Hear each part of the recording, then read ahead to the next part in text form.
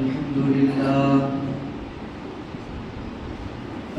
لله رب العالمين والعاقبة للمتقين والصلاة والسلام على سيد الأنبياء والمرسلين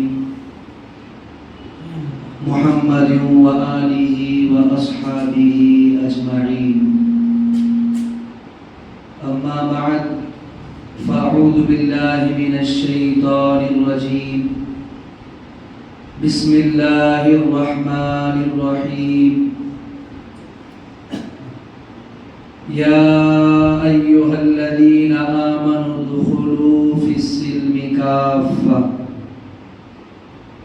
ولا تتبعوا خطوات الشيطان إنه لكم عدو مبين.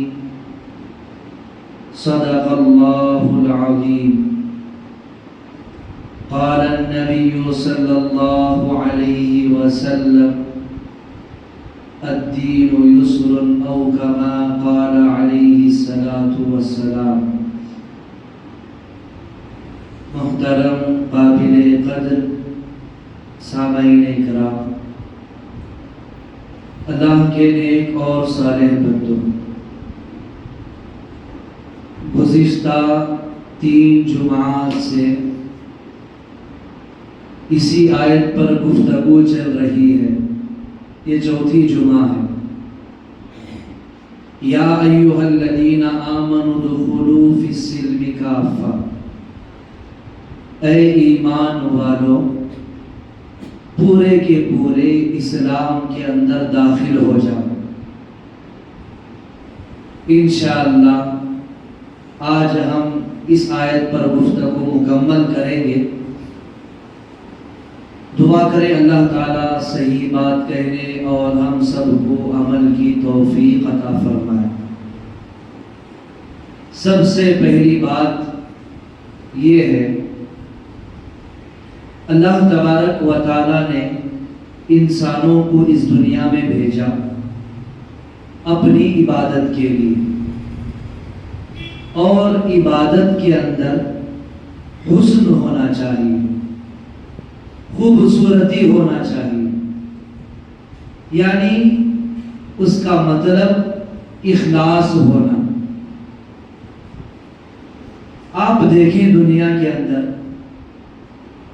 ہم جو بھی چیز پسند کرتے ہیں، ہر چیز کو ہم ایسا پسند کرتے ہیں کہ وہ دیکھنے کے اعتبار سے بھی اچھی ہو.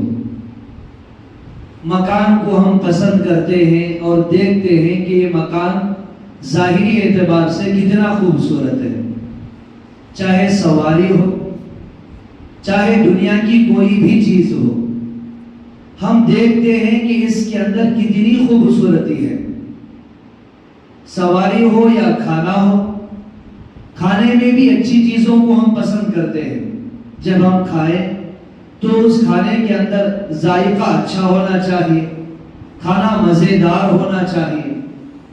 اللہ تبارک و تعالی ہمارے جو اعمال رہتے ہیں اس کے اندر دیکھتے ہیں، کیا اس کے اندر اس نے جو عمل کیا ہے، کیا اس عمل کے اندر حسن ہے؟ کیا یہ عمل اس نے صرف میرے لیے کیا ہے؟ آپ حضرات اس بات کو تھوڑا توجہ سے سنیں. ایک ہے نیک کام. نیک کام جو ہم کرتے ہیں، نیک کام کرنا یہ باعث اجر ہے. لیکن بعض مرتبہ نیکی کا کام ہی مقام کے غلط ہونے کی وجہ سے اس جگہ پر ہم نہیں کر سکتے. مثال کے طور پر سلام کرنا یہ سنت رسول ہے اور جواب دینا واجب ہے. اب اگر کوئی بیت الخلا کے اندر ہے اور وہاں پر جا کر کوئی سلام کرتا ہے تو بیت الخلا کے اندر جو آدمی ہے اس کے لیے جواب دینا وہاں پر ضروری نہیں ہے، وہ جواب نہیں دے سکتا. اگرچہ کہ سلام کا جواب دینا واجب ہے، لیکن مقام کے غلط ہونے کی وجہ سے، یعنی وہ مقام پر سلام کرنا درست نہیں ہے۔ آج ہم کچھ ایسے اعمال کرتے ہیں مقام کے غلط ہونے کی وجہ سے وہ کام وہاں پر کرنا درست نہیں ہوتا۔ اب اعمال کے اندر حسن کیسے پیدا ہوگا؟ حسن کسے کہتے ہیں؟ ہم اسے سمجھیں۔ اللہ کے نبی صلی اللہ علیہ وسلم کی یہ سنت ہے، وضو کے اندر جب ہم کلی کرتے ہیں 3 مرتبہ کلی کیا جائے گا، ناک میں پانی 3 مرتبہ لیا جائے گا اور چہرے کو 3 مرتبہ دھویا جائے گا۔ یہ سنت رسول ہے۔ اگر کوئی یوں کہے میں بہت زیادہ اللہ کے نبی سے محبت کرتا ہوں، بہت زیادہ میں اللہ سے محبت کرتا ہوں، اب میں 3 کے بجائے 4 مرتبہ اپنے چہرے کو دھوؤں گا، یہ حسن عمل نہیں ہے، یہ سنت کی خلاف ورزی ہے۔ حسن عمل کیا ہے؟ ہم جو عمل کر رہے ہیں سب سے پہلے دیکھیں کہ یہ جو عمل ہے، ہم جو عمل کر رہے ہیں کہ وہ مقام صحیح ہے۔ آپ اسے یوں سمجھیں، اللہ تبارک و تعالیٰ نے حکم دیا نماز پڑھنے کا، مسجد ہے نماز پڑھنے کے لیے، اللہ نے حکم دیا وضو کرنے کا، اس کا مقام الگ ہے۔ وضو کرنا ہے مسجد کے باہر کے حصے میں، وضو کرنا بھی عبادت ہے۔ اگر کوئی وضو کا پانی یہاں پر لے کر آئے لوٹا اور یہاں پر وضو کرنے لگے، اگرچہ کہ وضو کرنا عبادت ہے، ثواب کا کام ہے، لیکن یہاں پر وضو کرنا یہ درست نہیں ہے۔ کیوں؟ اس لیے کہ مقام یہاں پر وضو کرنے کا نہیں ہے۔ مقام کے الگ ہونے کی وجہ سے بہت سارے اعمال ہم اس جگہ نہیں کر سکتے۔ یہ اعمال کے اندر جو حسن ہونا ہے، اعمال کے اندر جو اخلاص ہونا ہے، وہ اخلاص نہیں ہوتا۔ اس سے پہلے کئی جمعہ پہلے میں نے آپ حضرات کے سامنے ایک بات کہی، شاید کہ یہ بات کسی کے دل پر لگی ہو، اگر لگی ہو تو بھی کوئی حرج نہیں ہے۔ بات جو حق ہے وہ کہنا ہے، چاہے آگے والے کو پسند آئے یا نہ پسند آئے، آگے والا خوش ہو یا نہ خوش ہو، ہمیں اس سے لینا دینا نہیں ہے۔ ہمارا کام یہاں پر بیٹھ کر لوگوں کے عیوب کو بیان کرنا نہیں ہے، یہاں پر بیٹھ کر لوگوں کے بارے میں تذکرہ کرنا، ان کی برائیاں کرنا، یہ ہمارا مقصد نہیں ہے، بلکہ یہاں پر بیٹھ کر منبر رسول کے سامنے بیٹھ کر ہم لوگوں کے جو تذکرے کرتے ہیں کہ ان کے اندر یہ برائیاں ہیں، نام کو لیے بغیر اصلاح کی غرض سے چند باتیں کہتے ہیں تاکہ ہمارے اندر بھی عمل آ جائے، یہ کوئی بری بات نہیں ہے۔ میں نے کہا تھا کہ ایک عمل ہے کلمہ پڑھنا، یہ ثواب کا کام ہے۔ مقام کے بدلنے کی وجہ سے بعض جگہ پر ہم کلمہ نہیں پڑھ سکتے اپنی زبان سے۔ میں نے مثال دی بیت الخلا کے اندر سلام کا جواب نہیں دے سکتے، وہاں پر بیٹھ کر آپ ذکر اپنی زبان سے نہیں کر سکتے، کیوں؟ وہ مقام درست نہیں ہے، وہ مقام عبادت کا نہیں ہے۔ میں نے کہا تھا کہ غیروں کے تہوار کے اندر جا کر کچھ ایسے کلمات کو کہنا، ایسے مقام میں مسجد میں ہو یا اپنے گھر میں ہو یا راستے میں ہو، مقام اگر درست ہے، سبحان اللہ، الحمدللہ، ماشاء اللہ، ان کلمات کو کہنا یہ ہمارے ایمان کی دلیل ہے، یہ باعث اجر ہے۔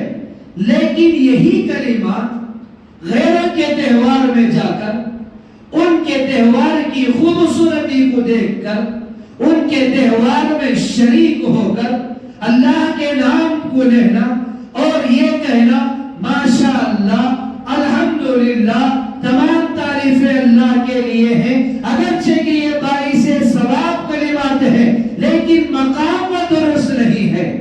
غیروں کے تہوار کے اندر جا کر آپ کھڑے ہو کر اپنے ساتھیوں کو آپ لے جا کر وہاں پر الحمدللہ کہنا، اللہ اکبر کہنا، یہ مسلمانوں کو زیب نہیں دیتا۔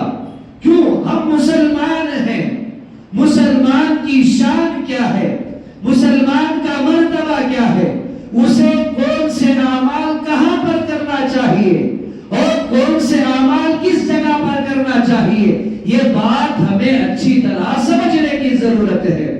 اگر کوئی ہم میں سے ایک آدمی گھر سے نکلا چاول اور تیل لینے کے لیے اور وہ پہنچ گیا پیٹرول پمپ، جا کر وہاں پر کہنے لگا کہ مجھے 2 کیجی چاول چاہیے اور 5 لیٹر تیل چاہیے، تو اس پیٹرول پمپ والے کا جواب یہی ہوگا، یا تو یہ بے وقوف ہے یا تو یہ پاگل ہے۔ کیوں؟ پیٹرول پمپ جو جگہ ہے وہاں پر پیٹرول اور ڈیزل کے علاوہ کوئی چیز نہیں ملتی۔ کیوں؟ اس کی جگہ الگ ہے، چاول اور تیل لینے کی جگہ الگ ہے، مقام الگ ہے، اس کی جگہ الگ ہے، اس کی جگہ الگ ہے۔ میں اس بات کو یہاں پر اس لیے عرض کر رہا ہوں، جو بھی ہم کام کریں، دور اندیشی کریں، ہم جو کام کر رہے ہیں غیروں کے تہوار میں ہم نے شرکت کی، غلط بات ہے۔ اب ایک بات میں یہ بھی عرض کر دوں، سرکار دو عالم صلی اللہ علیہ وسلم کی ولادت باسعادت کے دن بھی کچھ ایسے کام ہمارے مسلمان کرتے ہیں جسے ہم روکتے ہیں، ایسا نہیں کرنا ہے، ہمارے نبی کی تعلیمات کی خلاف ورزی ہے۔ میٹھے تقسیم کرنا، جوس تقسیم کرنا، خوشی منانا، یہ سب شریعت کے خلاف ہے۔ کس نبی کی پیدائش کے دن پر یہ بات بتلائی جا رہی ہے؟ وہ نبی جن کا مقام تمام نبیوں میں سب سے بڑا ہے، ان کی پیدائش کے دن میں بھی ایسے کام کرنے سے منع کرتے ہیں۔ کیوں؟ شریعت نے اس کی اجازت نہیں دی ہے۔ آپ دیکھیں، یہ جو غیروں کے تہوار ہیں ان کے حساب سے وہ صحیح ہے، وہ الگ بات ہے، شریعت کے حساب سے وہ چیز صحیح نہیں ہے۔ ان کے تہوار میں جا کر اپنے کاموں کو کرنا، ایسے کام کرنا جن کا تعلق شریعت سے نہیں ہے، یہ ہمارے لیے گناہ کی بات ہے۔ اگر ہم اس مرتبہ ایسا کریں گے تو ہمارے جو دیکھنے والے ہوتے ہیں، ہمارے جو فالوورز رہتے ہیں، وہ بھی اس میں غلو کر دیں گے۔ اب ہم جا کر وہاں پر شریک ہوتے ہیں، اس کے بعد جا کر وہاں پر وہ عبادت کرنے لگیں گے، یہ کوئی بعید بات نہیں ہے۔ ہمیں اس سے بچنا چاہیے۔ اللہ تعالیٰ سے دعا ہے، اللہ تعالیٰ ہم تمام کو اپنے اعمال کے اندر حسن پیدا کرنے کی توفیق عطا فرمائے۔ دوسری بات، اللہ نے فرمایا وَلَا تَتَّبِعُوا خُطُوَاتِ الشَّيْطَانِ، تم شیطان کی اتباع کبھی نہیں کرنا۔ شیطان تمہیں بہکائے گا، تمہیں بھڑکائے گا۔ آج آپ حضرات اس سے واقف ہیں، بچہ بھی واقف ہے، بڑا بھی واقف ہے، بوڑھے بھی واقف ہیں، عورتیں بھی واقف ہیں اس بات سے کہ آج ہمارے موبائل کے اندر جو انسٹاگرام اور جو شارٹس دیکھتے ہیں، اس کے اندر ایک بات ایسی آج ہمارے مسلمان پھیلا رہے ہیں۔ اللہ تعالیٰ ہماری حفاظت فرمائے۔ ایک طرف مدینے کی تصویر ہے، ایک طرف کعبے کی تصویر ہے، دوسری طرف بدھ کی تصویر ہے، اور کہنے والا مسلمان ہے، کہتا ہے اگر آپ کو اللہ سے محبت ہے تو آپ کمنٹ میں اللہ لکھ دیجئے، اگر آپ کو اللہ سے محبت ہے، نبی سے محبت ہے، آپ اسے شیئر کیجئے۔ یہ کیسا نیا طریقہ ہم نے شروع کر لیا ہے فالوورز کو بڑھانے کے لیے، ایک لائک کے لیے ہم نے اللہ کے نام کو غلط جگہ پر استعمال کیا، اور اللہ کے نام کے ساتھ ایک بدھ کی فوٹو وہاں پر ہم نے لگا کر دیکھیں گے کہ کون کون اللہ سے محبت کرتا ہے، اور ان کی زبان سے کلمات بھی نکلتے ہیں، اے اللہ جو اسے دیکھ کر تیرا نام کمنٹ میں نہ لکھے اسے تو برباد کر دے، اسے تو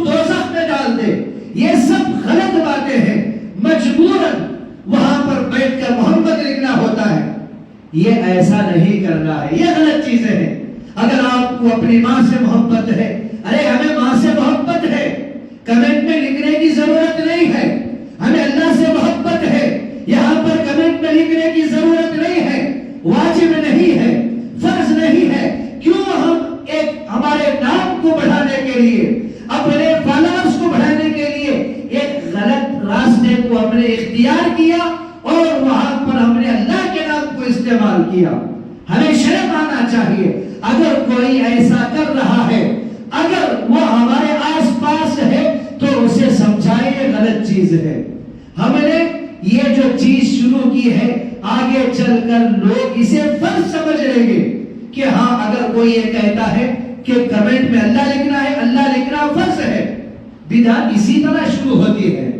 بزرگان محترم، میں نے یہ کہا وَلَا تَتَّبِعُوا خُطُوَاتِ الشَّيْطَانِ، اللہ تبارک و تعالیٰ نے فرمایا کہ تم جو بھی عمل کرنا چاہتے ہو، شیطان رکاوٹ بنے گا، شیطان تمہیں بہکائے گا، شیطان تمہیں روکے گا۔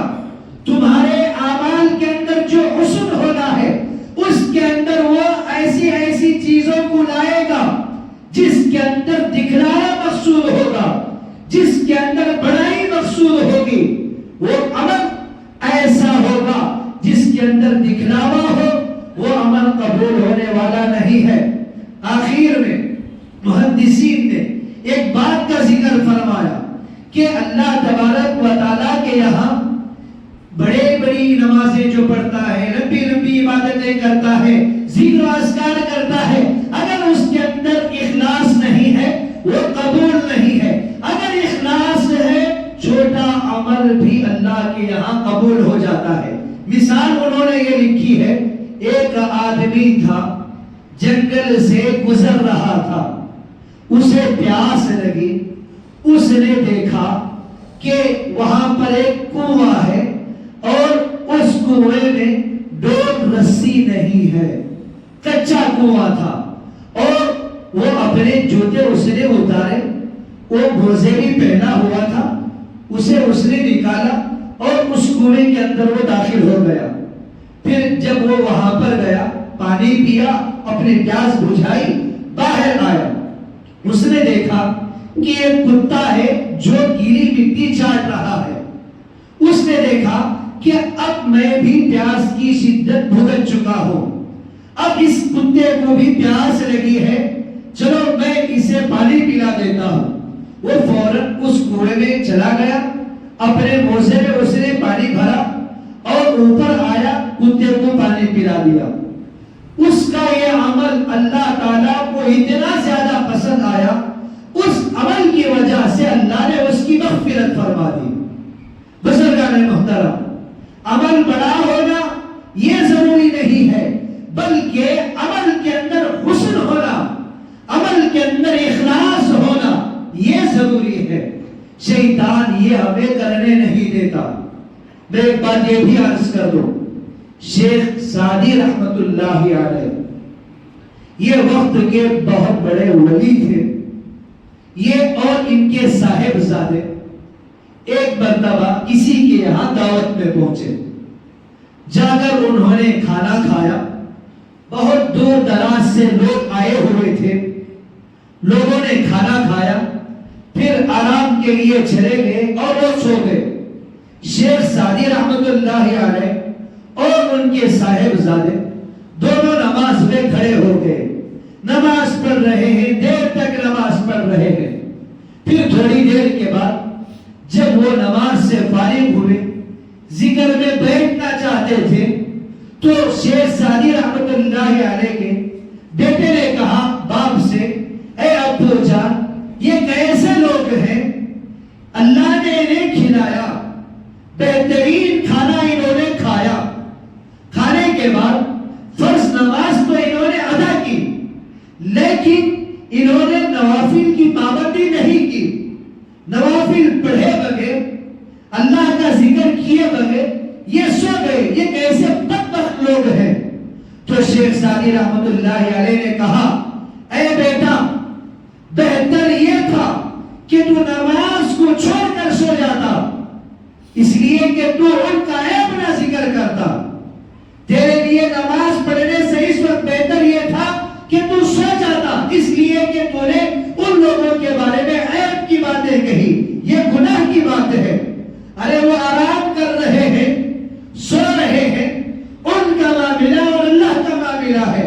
تو نماز پڑھ رہا ہے، تو ذکر کر رہا ہے، اس کا مطلب یہ نہیں ہے کہ ہم نمازوں کی پابندی کرتے ہیں، ہم حیا کے ساتھ اپنی زندگی گزارتے ہیں۔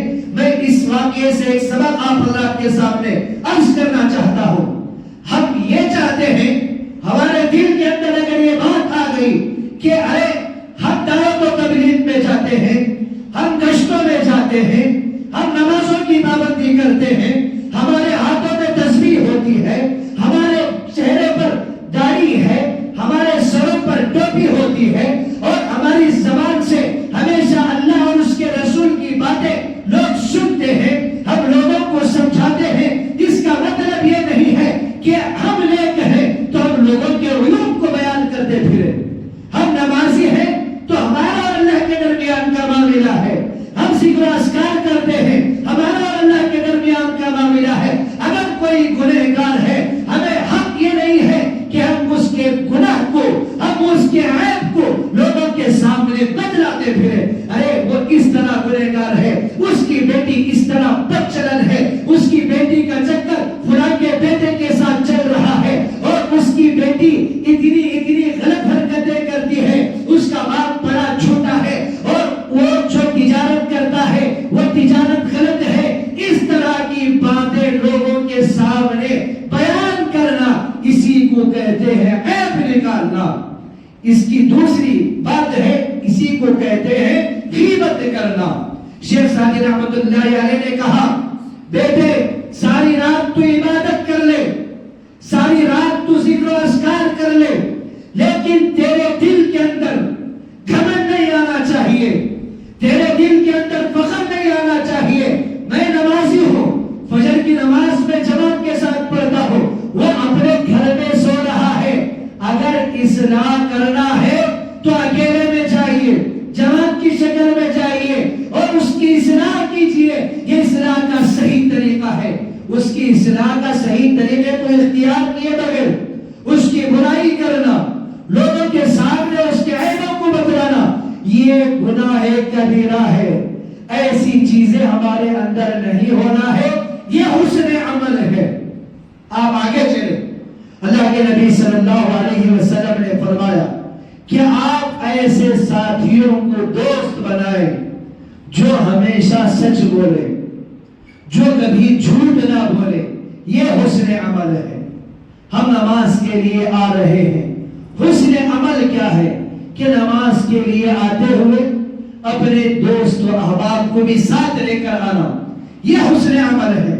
اگر کوئی نماز کو نہیں آ رہا ہے، ہم اسے لے کر نہیں آ سکتے، تو اس کے بارے میں دوسروں کے سامنے اس کی برائی کرنے کی اسلام ہمیں اجازت نہیں دیتا۔ آج یہ ساری چیزیں ہمارے اندر موجود ہیں۔ بزرگان محترم، زندگی کا مقصد یہ ہے کہ ہمارے سے چند لوگ سدھر جائیں، ہمارے سے کچھ لوگوں کو فائدہ ہو، ہمارے سے چند لوگ نمازی بن جائیں، ہمارے آخرت سنور جائے، ہماری دنیا سنور جائے۔ ہمارا مقصد یہ ہونا چاہیے، لیکن شیطان ہمیں یہ کرنے نہیں دیتا۔ تو ہمیں کیا کرنا ہے؟ سب سے پہلے دو چیزوں کو اختیار کرنا۔ پہلی چیز کیا ہے؟ اپنے اندر اخلاص کو پیدا کرنے کے لیے، اپنے اندر تقوی کو پیدا کرنے کے لیے سب سے پہلی چیز یہ ہے کہ ہم اپنے آپ کو ہمیشہ چھوٹا بنا کر رکھیں۔ بھائی، ہم جو بھی ہیں اللہ کے سامنے ہم کچھ بھی نہیں ہیں۔ ہم جو بھی ہیں اللہ کے سامنے ہمارا اعمال، ہم جو عمل کرتے ہیں اسے پیش کیا جائے گا اللہ کے سامنے۔ نہ ہماری طاقت چلے گی اللہ کے سامنے، نہ ہماری جائیداد چلے گی۔ اللہ نے یہی فرمایا، عمل کا معیار یہ ہے کہ ہم بندے کو یہ نہیں دیکھتے کہ یہ بندہ پٹھان ہے یا سعید ہے، یہ بندہ عرب میں رہنے والا ہے یا ہندوستان میں رہنے والا ہے۔ اللہ تعالیٰ یہ نہیں دیکھتے یہ بندہ کیا مرد ہے یا عورت ہے، یہ بندہ کون ہے، اس کی شکل و صورت کی بنا پر اللہ تعالیٰ فیصلے نہیں کرتے۔ اللہ تبارک و تعالیٰ عمل کی بنیاد پر فیصلے کرتے ہیں۔ کہ اس کے عمل کے اندر کتنا حسن ہے۔ اللہ تعالیٰ ہم سے یہ نہیں پوچھیں گے اے میرے بندے تو نے کتنے مکانات بنائے، اے میرے بندے تو نے کتنے سواریاں دنیا میں لے کر لی تھی، اے میرے بندے تو نے کتنے پیسے جمع کیے تھے، اے میرے بندے تو نے دنیا میں رہ کر لوگوں کے ساتھ کس طرح بدسلوکی کا معاملہ کیا، یہ پوچھیں گے۔ اللہ تعالیٰ ہم سے یہ پوچھیں گے اے میرے بندے میں نے تجھے زندگی دی، سانس دی، ہر نعمت تجھے عطا کی، تو نے اس پر کتنا عمل کیا۔ اکابرین کے واقعات، صحابہ کے واقعات، نبیوں کے واقعات تیرے سامنے سنائے جاتے۔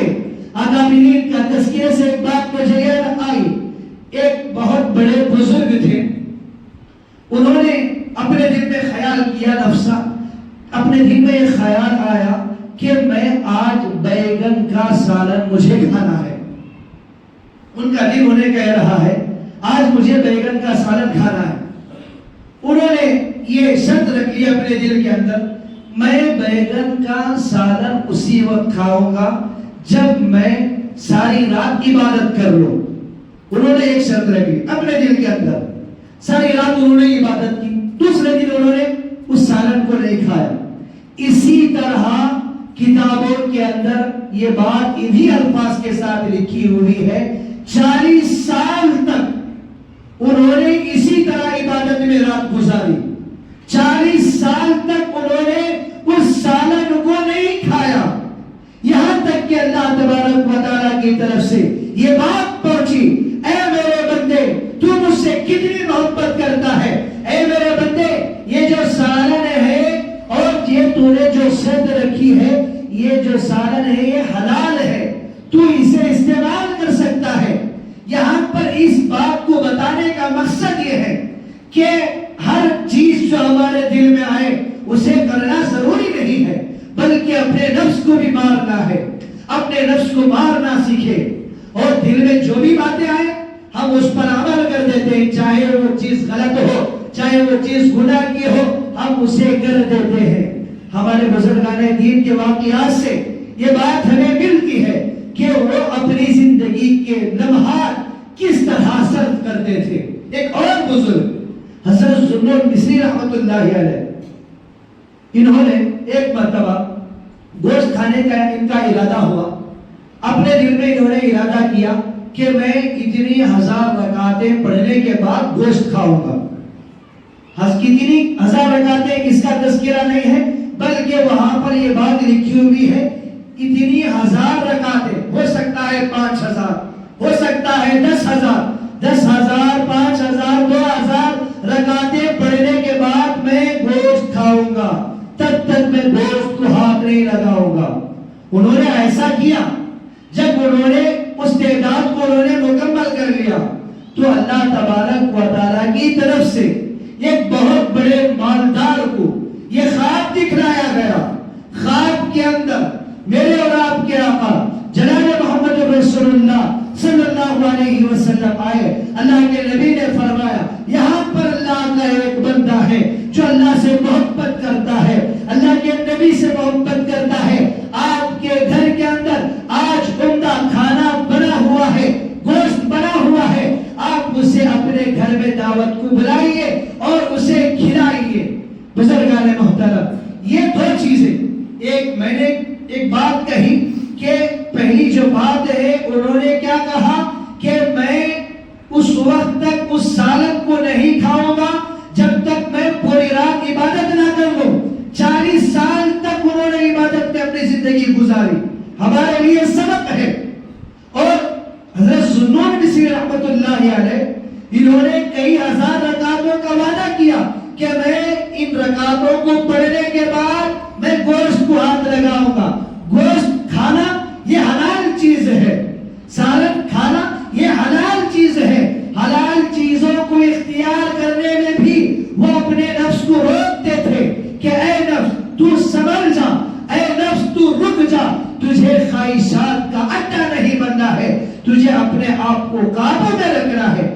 آج ہم نے اپنے ایسے خواہشات کی پیروی ہم نے کرنا شروع کر لی، اللہ تعالیٰ کو ہم نے بھلا دیا۔ اللہ تعالیٰ نے فرمایا وَلَا تَتَّبِعُوا خُطُوَاتِ الشَّيْطَانِ إِنَّهُ لَكُمْ عَدُوٌّ مُّبِينٌ، شیطان تمہارا کھلا ہوا دشمن ہے۔ دنیا کے اندر انسان بھی ہوں گے، وہ نماز بھی پڑھتے ہوں گے، وہ عبادتیں بھی کرتے ہوں گے، وہ ذکر و اذکار بھی کرتے ہوں گے، لیکن شیطان انہیں بھی نہیں چھوڑے گا۔ بعض مرتبہ انہیں ایسے کاموں پر آمادہ کرے گا جن کا تعلق اسلام کے اندر نہیں ہے۔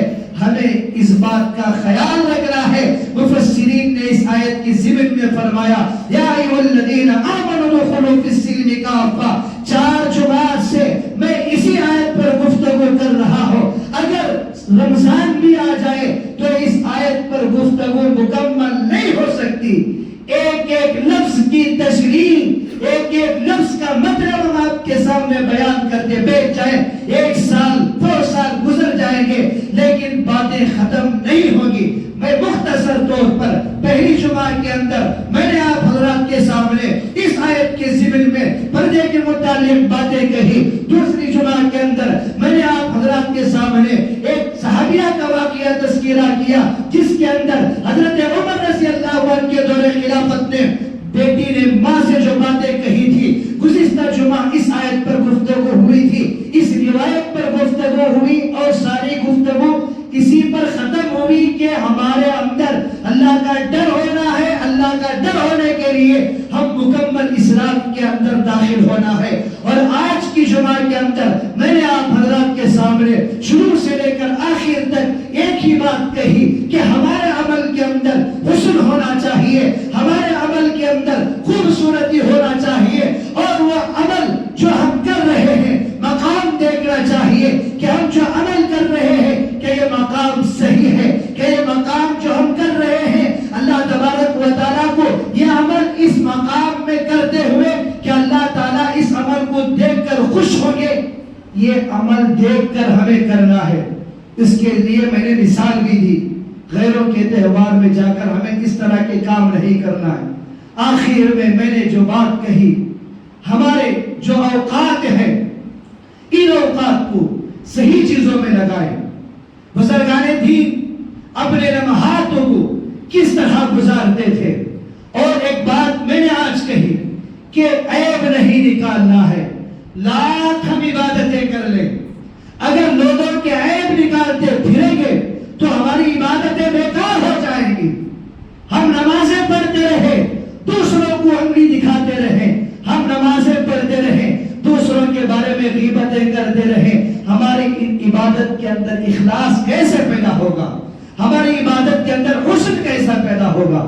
اللہ تعالیٰ سے دعا کرے اے اللہ ہم تمام کو اس آیت کے اندر تو نے جن چیزوں پر عمل کرنے کا حکم دیا ہے اسے صحیح طور پر، صحیح معیار پر ادا کرنے کی توفیق عطا فرما۔ اے اللہ ایک دوسرے کے عیبوں کو تلاش کرنے سے، اے اللہ ایک دوسرے کے عیبوں کو تلاش کر کے دوسروں کے سامنے اس کا تذکرہ کرنے سے اے اللہ ہم تمام کی حفاظت فرما۔ آمین وآخر دعوانا ان الحمد للہ رب العالمین۔